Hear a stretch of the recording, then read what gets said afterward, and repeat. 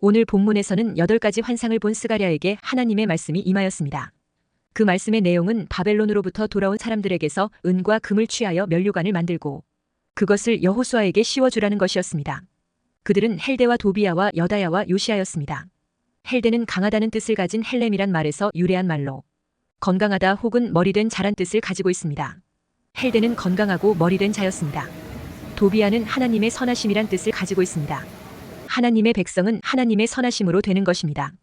여다야는 하나님이 아신다는 뜻입니다. 하나님이 알아주는 사람입니다. 요시아는 하나님이 세우신다는 뜻입니다. 이 이름들에서 보는 대로 하나님의 역사는 이스라엘의 힘이나 능력으로 되는 것이 아니라 전적으로 하나님의 은혜로 되어졌음을 알 수 있습니다. 이스라엘이 포로에서 돌아온 것도 전적으로 하나님의 은혜였습니다. 고레스 왕의 마음을 움직여서 유다 백성들이 포로에서 고국으로 돌아가도록 조서를 내리게 했던 것입니다. 성전을 짓는 것도 전적으로 하나님의 은혜였습니다. 이와 마찬가지로 마귀에게 포로로 잡힌 우리가 예수 믿고 구원받은 것은 전적으로 하나님의 은혜로 되어진 일입니다. 그와 같이 하나님께서 이들에게서 금과 은을 받아 면류관을 만들어 여호수아에게 씌워주라고 하신 것은 이를 통하여 하나님께서 주실 말씀이 있기 때문입니다. 이것은 대제사장인 여호수아를 통해서 앞으로 오실 메시아가 어떤 분이신지를 말씀해 주시고자 했던 것입니다. 그래서 이 사실에 대한 분명한 증거로 여호수아에게 면류관을 만들어 씌워주고 그 면류관은 여호와의 전 안에 두라고 하셨습니다. 이제 유다는 하나님께서 약속하신 이 말씀을 소망하며 이 약속의 말씀이 이루어지기를 기다릴 수 있게 되었습니다. 그리고 지금 유다 백성들은 성전을 짓고 있습니다. 또 장차 메시아가 성전을 건축한다고 합니다. 그리고 15절에서는 먼데 사람들이 와서 여호와의 전을 건축하리니 했습니다. 이 전은 지금 유대인들이 짓고 있는 성전을 말하는 것이 아닙니다. 그것은 장차 오실 예수님의 몸된 성전을 말하고 있는 것입니다. 건물이 아니라 하나님의 백성이요 공동체로서의 교회를 말하는 것입니다. 먼데 사람들은 이방인들을 말하는데 이방인들이 예수 그리스도를 믿어 하나님의 자녀가 된 성도들이 이루는 교회를 말씀하고 있습니다. 이런 일이 우리 시대에 이루어진 것을 볼 때에 하나님의 신실하심을 보게 되고 하나님의 말씀이 이루어진 것을 알 수 있습니다. 그래서 오늘 말씀은 이렇게 마칩니다. 15절에 너희가 만일 너희의 하나님 여호와의 말씀을 들을진대 이같이 되리라 했습니다. 그런데 오늘날 우리는 이 예언의 말씀이 이루어진 시대에 살고 있습니다. 그러므로 약속을 반드시 이루시는 신실하신 하나님을 찬양할 수밖에 없는 것입니다. 스가랴 선지자는 가장 힘들고 어두운 시대를 살다간 하나님의 종이었지만 그는 항상 절망의 메시지가 아니라 희망의 메시지를 선포하고 있습니다. 그는 분명히 낯설고 물서른 이방 땅, 바벨론에서 태어나 어린 시절을 절망과 한숨 속에서 보냈던 불쌍한 사람이었습니다. 그런데도 스가랴 선지자는 절망의 메시지가 아닌 희망의 메시지를 선포하고 있습니다. 어떻게 그럴 수가 있습니까? 그것은 그가 언제나 살아서 역사하시는 하나님을 체험하고 있었기 때문입니다. 그러므로 아무리 절망스러운 상황에 놓인다 할지라도 하나님을 만나면 희망이 보이게 되는 것입니다. 스가랴 선지자는 절망할 수밖에 없는 어두운 밤에도 하나님으로 인하여 희망의 역사를 바라보며 희망의 메시지를 쏟아낼 수가 있었던 것입니다. 스가랴 선지자는 희망의 메시지와 함께 엄청난 구원의 역사가 일어날 것이라고 선언하고 있습니다. 성전 건축이 지지부지한 상황에서도 그는 하나님의 성전은 완공이 될 것이며 하나님의 교회는 부흥할 것이며 수많은 이방인들이 주께로 돌아오는 엄청난 구원의 역사가 일어날 것이라고 외치고 있었습니다. 아무런 희망이 보이지 않는 상황에서도 그는 낙심하지 않고 싹이라는 사람이 일어나서 하나님의 전을 건축할 것이며 먼데 있는 이방 사람들이 몰려와서 여호와의 전을 건축할 것이라고 외쳤던 것입니다. 이것은 엄청난 구원의 역사가 이스라엘 땅에서만 일어나는 것이 아니라 전 세계 곳곳에서 일어날 것이라는 말씀입니다. 포로에서 돌아와 암담하고 초라한 현실 앞에서 어떻게 이 같은 말씀이 믿어지겠습니까? 그러나 믿음이 있는 사람들은 이 말씀이 믿어질 것이며 믿음이 없는 사람들은 이 말씀이 믿어지지 않을 것입니다. 그런데 우리는 이 놀라운 말씀이 이미 성취된 시대에 살아가고 있는 것입니다. 첫째, 장차 예수님이 연한 싹으로 세상에 오실이라고 예언하고 있습니다. 면류관을 만들어 여호수아에게 씌워준 것의 의미가 무엇입니까? 본문 11, 12절에 은과 금을 받아 면류관을 만들어 여호사닥의 아들 대제사장 여호수아의 머리에 씌우고 말하여 이르기를 만군의 여호와께서 이같이 말씀하시되 보라. 싹이라 이름하는 사람이 자기 곳에서 돋아나서 여호와의 전을 건축하리라 했습니다. 여기서 하나님은 그 은과 금을 성전 짓는데 사용하라고 하지 않고 그것으로 면류관을 만들어 대제사장 여호수아의 머리에 씌우라고 하셨습니다. 예배당 건물 짓는 것이 우선이 아니라 죄인인 여자가 예수님의 발을 눈물로 적시고 자기 머리털로 씻는 그런 사죄의 은총이 우선이라는 것입니다. 여기서 면류관을 여호수아의 머리에 씌우라 하시는 것은 여호수아 한 사람에게 씌우는 것만 보지 말고 500년 후에 연한 싹으로 오실 예수님으로 보아야 하는 것입니다. 예수님이 인류의 죄를 대속하기 위해 대제사장으로 오셔서 십자가를 지고 죽으시고 부활하심으로 만왕의 왕이 되실 것을 미리 보여주시는 것입니다. 오, 이쁜데? 그러면 여호수아가 쓴 관은 이쁘다. 무엇을 의미하는 것일까요? 오, 진짜? 관을 쓰는 사람은 두 종류가 있습니다. 그러니까 햇빛이 하나는 왕이고 사이에 다른 하나는 제사장입니다. 지나가면 안 돼, 빨리. 하지만 두 사람이 쓰는 관에는 차이가 있습니다. 왕이 쓰는 것은 면류관인 반면에 제사장이 쓰는 것은 왕이 쓰는 면류관과는 다른 사제의 관입니다. 그런데 오늘 읽은 말씀을 보면 여호수아가 쓴 관은 복수로 기록이 되어 있습니다.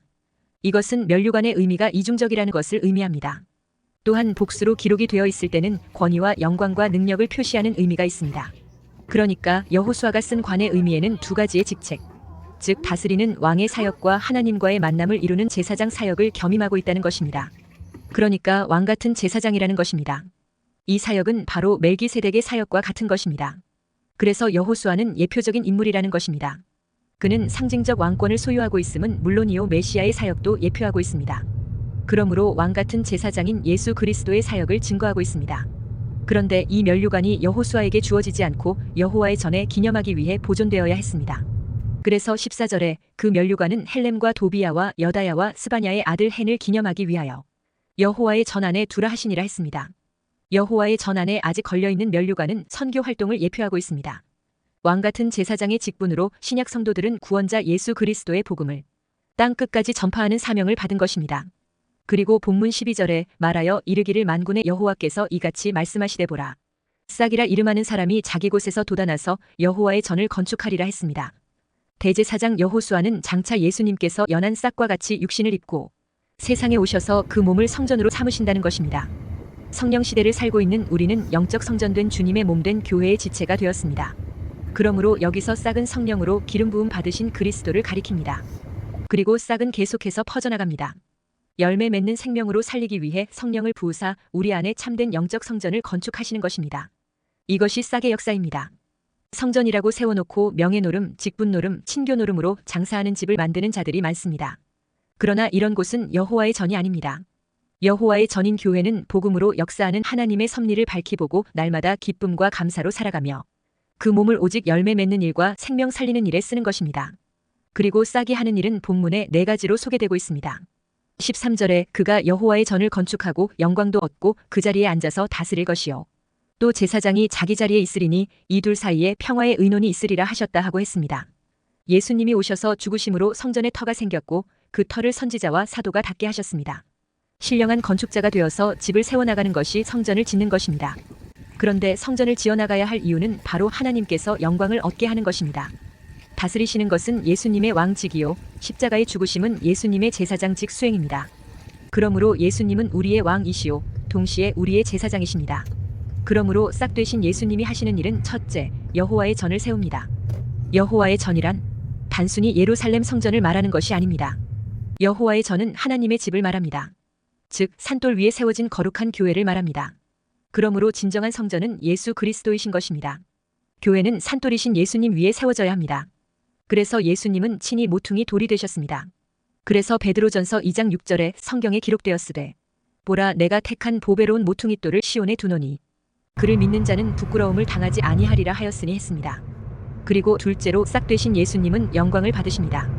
예수님이 성육신하셨을 때는 미천한 모습이었지만 부활 승천 이후 재림하실 때는 큰 영광 중에 오십니다. 예수님은 모든 영광을 받으시기에 합당하신 분입니다. 예수님이 심판주로 오실 때 모든 사람의 입이 하나님의 아들 되심을 인정하게 될 것입니다.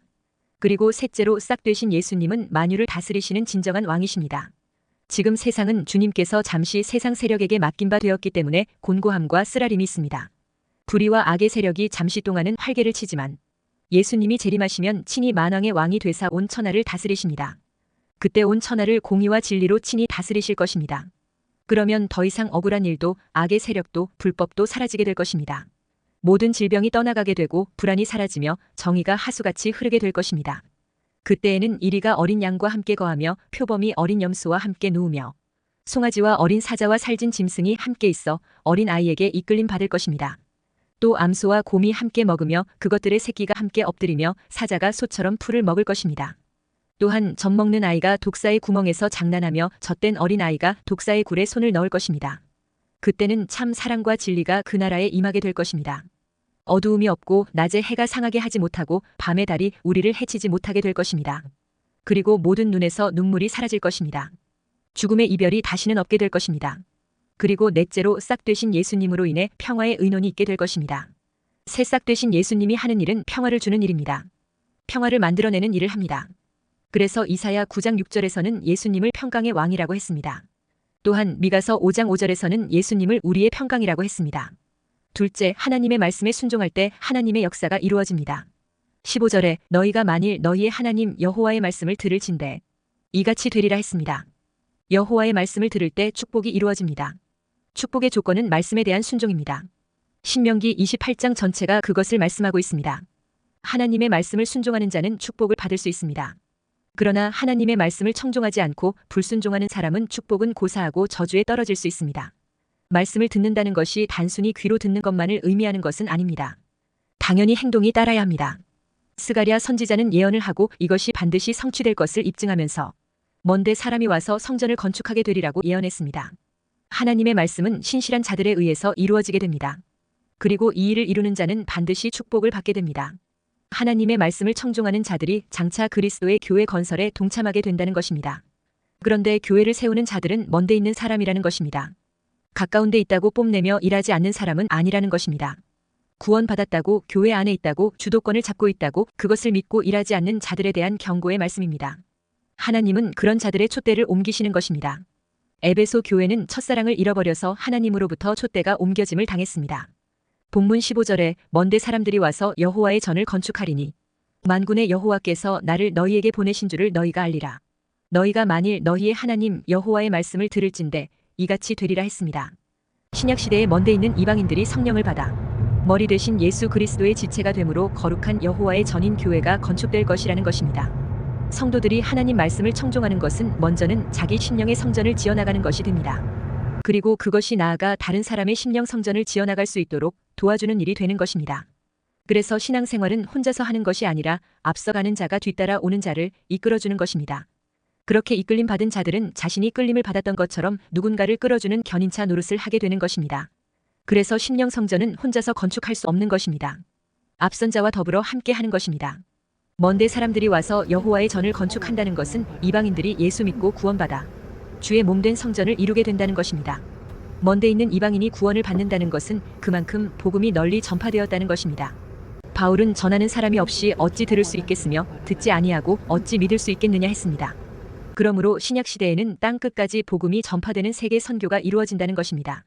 이방 사람들이 복음을 받아서 여호와의 전을 건축하게 된다는 이 말은 신약교회가 세워진다는 말씀입니다. 이방인들이 하나님께 쓰임을 받으며 복음이 이방으로, 교회가 이방으로 확장되어진다는 것입니다. 그렇게 이방으로 교회가 확장되는 동안에 유대인들은 그것을 지켜보고 있다가 걸려 넘어지게 된다는 것입니다. 호세아 14장 9절에 누가 지혜가 있어 이런 일을 깨달으며 누가 총명이 있어 이런 일을 알겠느냐 여호와의 도는 정직하니 의인은 그 길로 다니거니와 그러나 죄인은 그 길에 걸려 넘어지리라 했습니다. 주인 되신 하나님으로부터 귀한 달란트를 받은 사람이 그 달란트를 활용하지 않으면 걸려 넘어지게 되는 것입니다. 그것이 바로 유대인들인 것입니다. 우리는 이 시점에서 참 감람나무를 찍어내고 돌 감람나무를 거기에 접붙이시는 날이 오게 된다는 사도 바울의 지적을 가슴 깊이 새겨야 합니다. 결국 하나님의 나라의 기업은 순종하는 자만이 받을 수 있습니다.